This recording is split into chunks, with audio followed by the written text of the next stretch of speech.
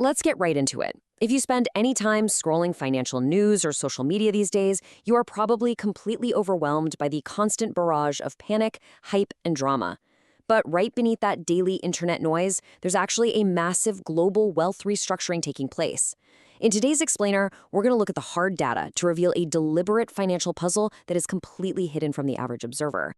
To break this down, here is our roadmap. First, we'll cover the macro shifts in global wealth. Second, the new AI economy. Third, retail distractions and hype. And finally, navigating panics and drama. This whole dynamic creates what's essentially an iceberg model of modern finance. Just think about the contrast here. Beneath the surface, you've got the smart money, nations, central banks, and massive institutions, and they are playing a long game. They're quietly hoarding physical assets and funding the infrastructure of the future. But up on the surface, that is where retail money is caught in an endless loop of gambling on prediction markets and panicking over perfectly normal crypto volatility. Our goal today is to get you thinking exactly like those players deep beneath the surface. So let's kick things off with Section 1, Macro Shifts in Global Wealth. Right now, there is a fascinating, somewhat silent battle waging over what actually constitutes real money. Over in Western markets, gold is largely traded on paper. That means there are multiple paper claims for every actual physical bar of gold sitting in a vault. It's a highly leveraged system. But Eastern markets, they are actively rejecting this. Recently, major Chinese banks actually began shutting down paper gold trading for their retail citizens.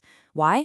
Well, the goal is to combat market manipulation, force real price discovery through actual physical delivery, and slowly build a gold-backed alternative to the US dollar. Central banks are buying physical gold at the fastest pace in recorded history, and they're doing a lot of it entirely in secret. At the exact same time, we're tracking a massive structural transition of institutional money. For decades, the dominant economic driver was the forever war model, generating huge profits from instability, weapons contracts, and continuous rebuilding efforts. But the future is AI, and AI fundamentally cannot function in a world on fire. Building a trillion-dollar AI control grid requires global stability, unhindered supply chains, and massive uninterrupted power grids. The big money is pivoting hard away from funding chaos and putting it straight into funding the ultimate digital infrastructure. This structural shift is so incredibly vital that governments are literally taking on debt just to make sure they don't miss the boat. Take Canada, for example. Despite running consistent budget deficits, the Canadian government is proposing the Canada Strong Fund, which is a $25 billion sovereign wealth fund. The strategy here is to borrow money simply to co-invest in this new wave of major infrastructure projects alongside private capital. When nations are borrowing billions just to get a seat at the table, you know the stakes have fundamentally changed. Moving right along to Section 2, the new AI economy. We all recently saw the massive hype surrounding the SpaceX IPO, hitting the market with an absolutely staggering valuation of over $1.75 trillion. But you really need to listen to this specific number. According to their own projected total addressable market, 93% of that astronomical valuation comes entirely from AI and its Grok enterprise applications, not from building rockets. You really have to look closely at what you're actually buying into here. If you read the SpaceX prospectus, it honestly reads way more like a science fiction novel about Mars colonization and asteroid mining than a grounded financial document. I mean, they are literally pitching the extension of consciousness to the stars while simultaneously commanding a price-to-sales ratio that completely dwarfs highly profitable, established tech giants. So the absolutely crucial point here is how this IPO is actually being engineered behind the scenes. Brokerages dramatically lowered capital requirements to just $2,000 just to get everyday retail investors in the door. A record 30% of IPO shares were reserved strictly for everyday investors, which is way above the usual 5 to 10%. And on top of that, they worked to fast-track index inclusion, forcing passive 401k funds to blindly buy the stock. The stark reality? This unprecedented access might just be a carefully engineered strategy to use everyday retail investors as exit liquidity, allowing private insiders to safely dump $1 billion unlocked shares right at the peak of the AI hype. Which brings us perfectly to Section 3, Retail Distractions and Hype. Seriously, if you scroll TikTok for financial advice right now, you will be bombarded with absolute myths. You've got prop trading firms luring people in with the promise of trading corporate money, but they completely hide incredibly strict failure rules behind expensive qualifier fees. You have influencers claiming they easily make 2% a month, which, if true, would literally make them world-class legendary investors. And you've got creators sitting in their bathrobes promising you can 10x your $2,000 tax return in just 6 months by buying standard S&P tech stocks. Look, these are predatory schemes deliberately designed to drain your wallet, not build your wealth. And that leads us to modern prediction platforms. Influencers love to pitch sites like Polymarket as trading the news with an edge. But think about the math here. If you're betting on a highly likely event, your upside might be capped at a mere 10% gain, while a single wrong prediction wipes out 100% of the capital you just put up.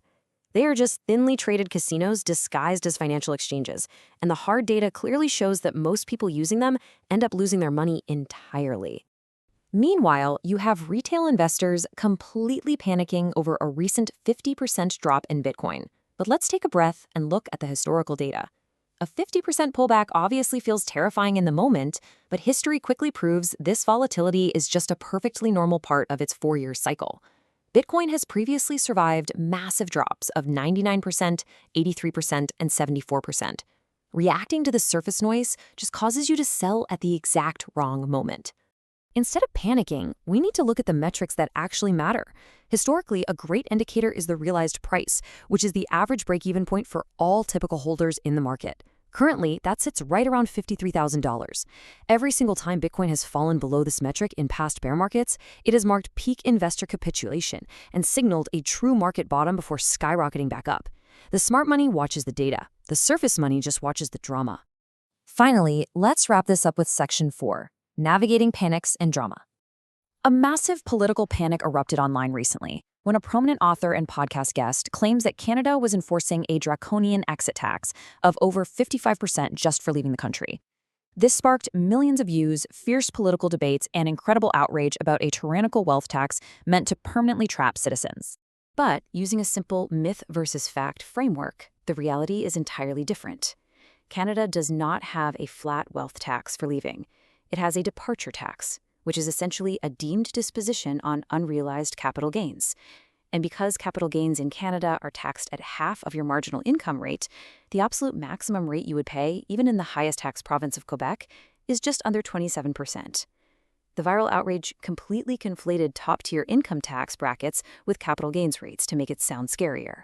Plus, the online outrage conveniently omitted an enormous list of common sense exemptions. Your retirement accounts, tax-free savings accounts, physical Canadian real estate, and personal assets under $10,000 are all entirely exempt from this departure tax. It's actually a standard policy used by many developed nations, including the US, by the way, to prevent people from dodging taxes on assets that appreciated within their borders. This proves exactly why you must always verify the actual financial mechanics and ignore the social media algorithms that are quite literally designed to make you angry.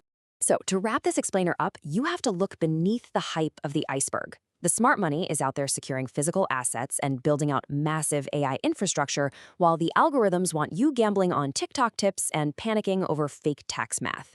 The choice is really yours. Are you investing in the deep structural shifts of global wealth, or are you just paying the price for the surface noise? Thanks for joining me today, and remember to always keep looking below the surface.